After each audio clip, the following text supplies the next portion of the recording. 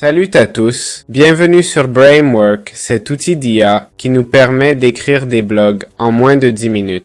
Que ce soit, on peut écrire jusqu'à 5000 mots, axés sur le contenu SEO, d'accord? Comme vous voyez, plus de 6000 blogueurs et agences ont utilisé cet outil dans plus de 80 pays. Plus de 225 000 articles et 330 millions de mots ont été générés par l'intelligence artificielle. Alors, commençons à utiliser cet outil.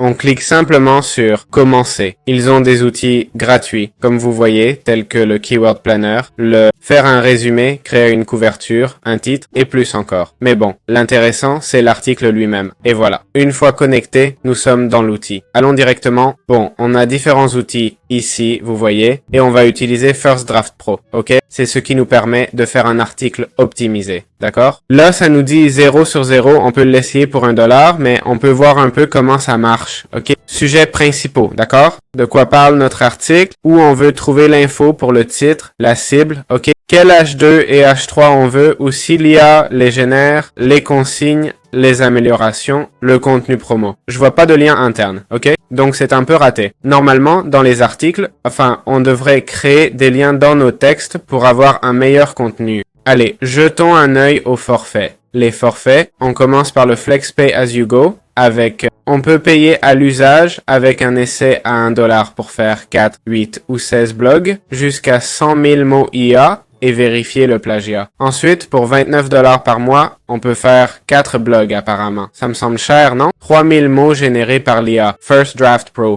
On peut faire des blogs, mais pas pro, c'est ça? Pas professionnel, juste avec les mots IA et tout ça. Les prix semblent élevés, vu qu'il n'y a pas de lien interne et qu'on ne sait pas si l'outil est bon. D'autres outils te laissent au moins tester comment ça marche. Celui-ci, il te fait payer l'essai, mec. Sérieux, qu'est-ce que c'est que ça? Allez, jetons un œil aux avis sur Trustpilot. On voit qu'il n'y en a pas beaucoup. Il y en a peu, mais ce peu-là, ça détermine déjà pas mal, non? Comme on voit, pas de réponse, hein? Bref, on n'a aucun support.